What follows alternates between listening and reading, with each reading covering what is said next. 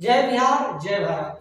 तो आप लोगों के बीच हम लेकर आ गए हैं डिजास्टर मैनेजमेंट में चैप्टर 3 जिसका नाम है भूकंप और सुनामी। और इसमें जितने भी मोस्ट इंपोर्टेंट ऑब्जेक्टिव होगा उसी ऑब्जेक्टिव को देखने वाले हैं। तो अगर आप बिहार बोर्ड एग्जाम 2026 में जाने वाले हैं तो आपके लिए बहुत इंपोर्टेंट है। और अपने आप को जांचिए कि आप कितनी तैयारी कर पाए हैं और कितने सवालों के जवाब आप दे पाए हैं। ठीक है, तो हम शुरू करते हैं। देखिए और अच्छा से सीखिए। ठीक है, फर्स्ट प्रश्न है कि सामान्य संचार व्यवस्था के बाधित होने का मुख्य कारण है। यानी अगर मान लीजिए सामान्य संचार व्यवस्था अगर बाधित हो जा रहा है तो आपका, जैसे मान लीजिए आप लोग टीवी पर कोई न्यूज देखते हैं केबल के सहायता से या मोबाइल से आप लोग जब बातचीत करते हैं तो उसमें नेटवर्क नहीं रहता है। आखिर किसके कारण ये सब गड़बड़ी होता है आपको बताना है। ए, केबल का टूट जाना। बी, टावर की ऊंचाई में कमी। या सी, संचार टावर की दूरी। या डी, इनमें से कोई नहीं। प्यारे बच्चों याद रखना, केबल का टूट जाना ऑप्शन नंबर जो ए होगा बिल्कुल सही होगा। ठीक है, अब हम लोग देखते हैं क्वेश्चन नंबर 2 की तरफ। क्वेश्चन नंबर 2 है सुनामीटर द्वारा समुद्र तल में क्या नापते हैं। यानी सुनामीटर से हम लोग समुद्र तल में क्या नापते हैं। ए, बाढ़ को। बी, सूखा को। या सी, चक्रवात को। या डी, सुनामी को।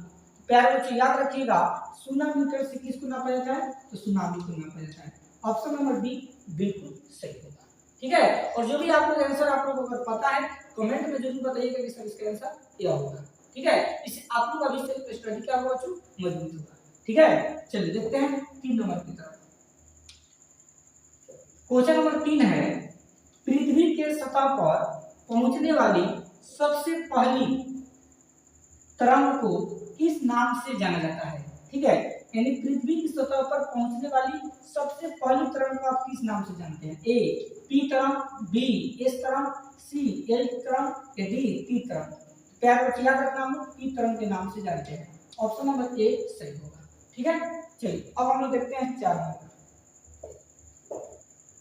क्वेश्चन नंबर 4 है भूकंप केंद्र के ऊर्ध्वाधर पृथ्वी पर स्थित केंद्र को क्या कहा जाता है आपको बताना है। ए, भूकंप केंद्र। बी, अधिक केंद्र। सी, अणु केंद्र। या डी, इनमें से कोई नहीं। याद रखना, इसको हम लोग अधिक केंद्र के नाम से जानते हैं। ऑप्शन नंबर बी सही होगा। ठीक, चलिए 5 नंबर हम देखते हैं। चलिए बताइए क्वेश्चन नंबर 5 का आंसर क्या होगा। भूतल के नीचे का वह स्थल जहां भूकंप का जन्म होता है उसे क्या कहा जाता है। जहां भूकंप का क्या होता है बच्चों, जन्म होता है।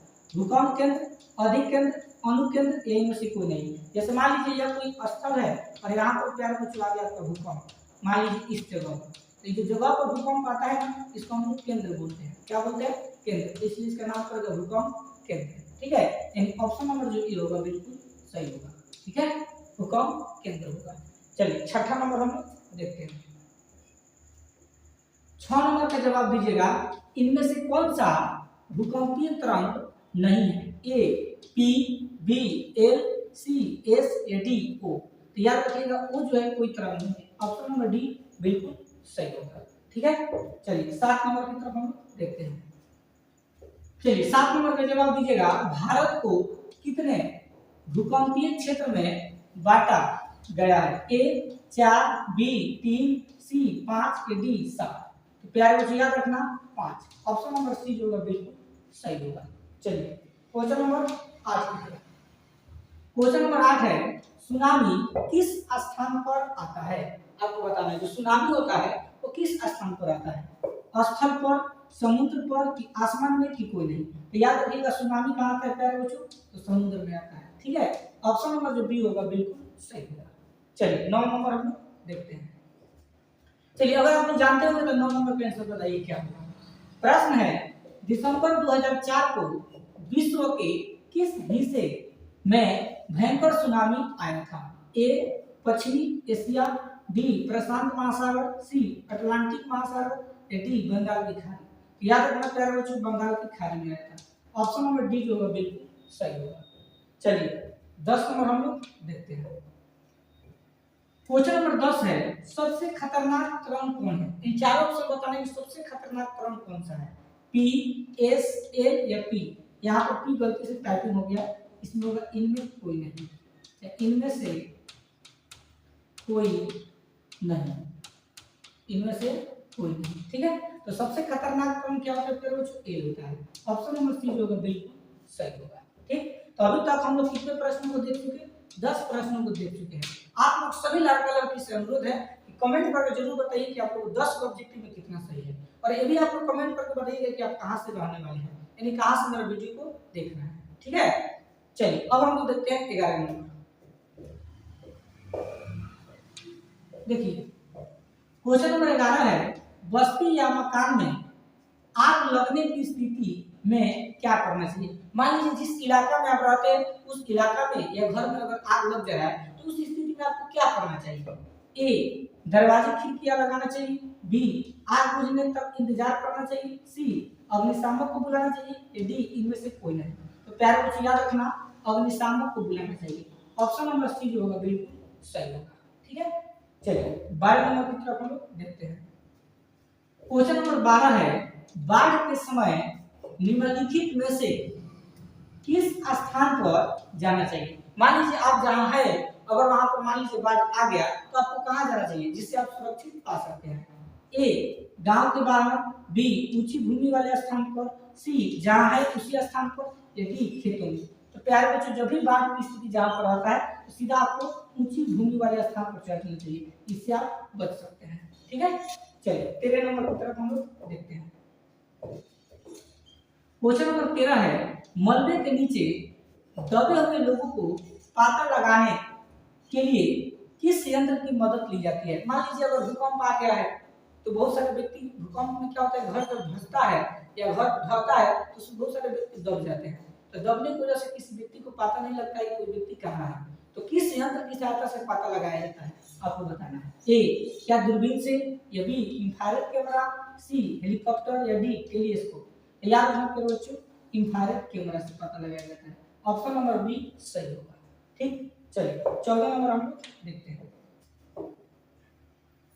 क्वेश्चन नंबर 14 है, आग से जलने की स्थिति में जले हुए स्थान पर क्या प्राथमिक उपचार करना चाहिए आपको बताना है। ठीक है, आग से जलने की स्थिति में जले हुए स्थान पर क्या प्राथमिक उपचार करना चाहिए? मान लीजिए कोई किसी घर में आग लग गया है तो आपको क्या करना चाहिए? ए, ठंडा पानी डालना चाहिए, बी, गर्म पानी डालना चाहिए, अस्पताल पहुंचाना चाहिए, इनमें से कोई नहीं। तो प्यारे बच्चों क्या करना चाहिए? ठंडा पानी डालना चाहिए जिससे आग बुझ सके। ठीक है, यानी ऑप्शन नंबर ए सही होगा। ठीक, चलिए 15 नंबर हम लोग देखते हैं।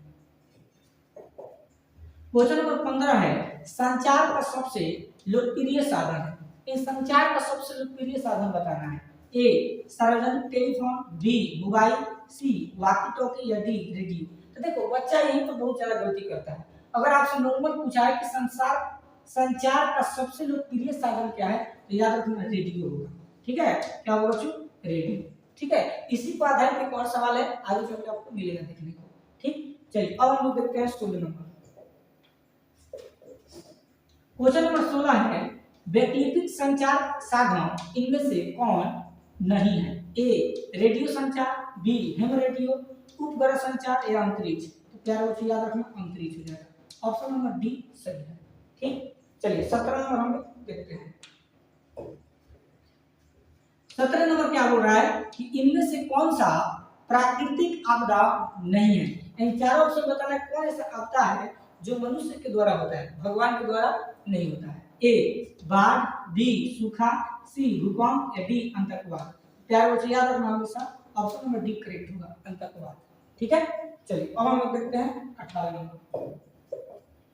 क्वेश्चन नंबर 18 है, सुदूर संवेदी उपग्रह जिसको रिमोट सेंसिंग उपग्रह का प्रयोग किस लिए होता है? ए, दूरसंचार के लिए, संसाधनों की खोज के लिए, या मौसम विज्ञान के लिए, या सभी के लिए।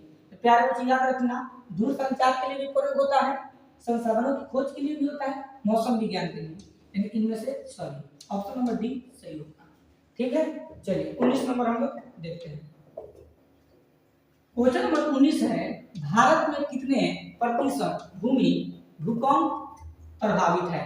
यानी भारत में कितने प्रतिशत ऐसा जगह है जहां पर बहुत सारे लोग भूकंप से प्रभावित होते हैं? ए 16%, बी 56%, डी 80% या डी 24%। तो प्यारे बच्चे याद रखना 56%। ऑप्शन नंबर बी सही होगा। ठीक है, चलिए देखते हैं नेक्स्ट 20 नंबर। क्वेश्चन नंबर 20 है, वर्तमान में सबसे अधिक उपयोग देने वाला साधन कौन सा है? ठीक है, यहाँ पर आप लोग का जितना भी प्रश्न पूछ रहा था इस सवाल में आपको सॉल्व हो जाएगा। ठीक है ना, यानी अगर आपसे पूछ दे कि वर्तमान में सबसे अधिक उपयोग देने वाला साधन कौन सा है, तो आप लोग बताइए। A telephone, B pager, C mobile या डी वॉकी टॉकी। तो यहाँ पर प्यारे बच्चे आपको क्या हो जाएगा? मोबाइल हो जाएगा। ऑप्शन नंबर सी बिल्कुल सही होगा। ठीक है, तो अभी तक हम लोग कितने प्रश्नों को देख चुके? 20 प्रश्नों को देख चुके। एक बार सभी लड़का लड़की कमेंट करके बताइए कि 20 ऑब्जेक्टिव में आप लोग का कितना सही है। ठीक है, चलिए अब हम लोग देखते हैं क्वेश्चन नंबर 21 की तरफ। क्वेश्चन नंबर 21 है, रिंग बांध किसके लिए उपयोगी होता है? यानी रिंग बांध का निर्माण क्यों किया जाता है? सुखाड़ के लिए, चक्रवात के लिए, बाढ़ के लिए, सुनामी के लिए? तो याद रखना प्यारे बच्चों, रिंग बांध का उपयोग किसके लिए होता है? बाढ़ के लिए होता है। ऑप्शन नंबर सी बिल्कुल सही होगा। ठीक है, चलिए अब हम लोग देखते हैं 22 नंबर। क्वेश्चन नंबर 22 है, भूकंप संभावित क्षेत्रों में भवनों की आकृति कैसी होनी चाहिए? ए अंडाकार, बी त्रिभुजाकार, सी चौकोर या डी आयताकार। तो प्यारे बच्चे याद रखना आयताकार होना चाहिए। ऑप्शन नंबर डी बिल्कुल सही होगा। ठीक है, चलिए लास्ट और हम लोग फास्ट देख लेते हैं 23 नंबर।